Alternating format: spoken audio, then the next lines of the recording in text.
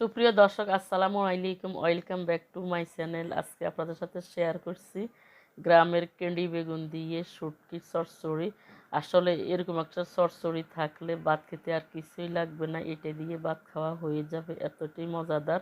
Candy বেগুনের সাথে এখানে কয়টি বরবটি আছে, তারপরে এখানে 2-3টা ভেন্ডি আছে।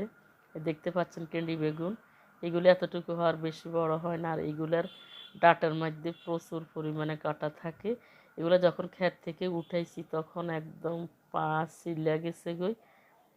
এগুলা তুলতে কিন্তু অনেক কষ্ট, আর এগুলো খেতে দারুণ মজা। আমি গ্রামের বাড়ি থেকে এই বেগুনগুলো নিয়ে এসেছি। আমি কিন্তু অনেক পদের শাকসবজি আনছি বাড়ি থেকে। আসলে গ্রামের এসব শাকসবজি খেতে কিন্তু অনেকটাই মজা লাগে।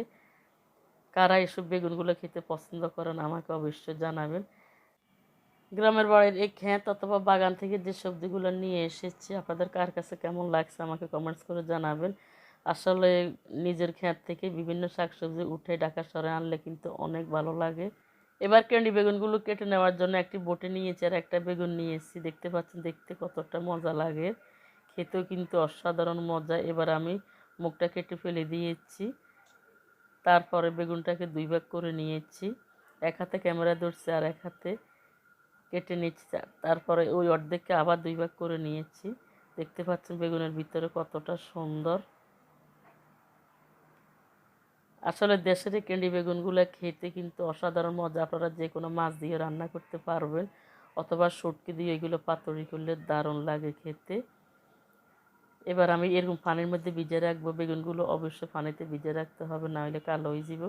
এবার চুলার উপরে আমি পর্যাপ্ত পরিমাণে তেল দিয়েছি, মানে হাফ কাপ পরিমাণ তেল দিয়েছি। তারপরে এখানে লোটটা শুটকি 5টা ছোটো ছোটো করে কেটে দিয়েছি। তারপরে শুটকি দিয়ে আর পেঁয়াজ দিয়ে কতক্ষণ শুটকিগুলোকে ভেজে নিয়েছি। শুটকিগুলো পেঁয়াজের সাথে ভেজে নিলে কিন্তু শুটকিগুলো আর গন্ধ লাগে না, একদম ভাজা ভাজা হইতে খাইতে অনেক ঘ্রাণ লাগে। এরপরে এখানে হলুদের গুঁড়া, মরিচের গুঁড়া, লবণ, জিরা গুঁড়া, ধনিয়া গুঁড়া সবগুলো দিয়ে সুন্দর করে কষিয়ে নিয়েছি। বাটা রসুন দিয়ে লাস্টে এখানে জিরাটা দিয়েছি। জিরাটা দিলে কিন্তু খেতে অন্যরকম একটা মজা লাগবে। এবার জলগুলোকে সুন্দর করে কষিয়ে নিয়েছি। নেওয়ার পরে আগে থেকে ধুয়ে কেটে পরিষ্কার করে রাখা এবার বরবটি তা আছে। তারপর এখানে 2টা ভেন্ডিগুলোকে ছোটো করে টুকরো করে দিয়েছি।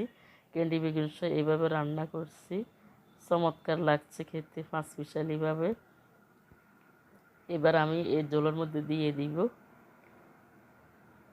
আমার রেসিপিটা কেমন লাগছে আমাকে কমেন্টস করে জানাবেন।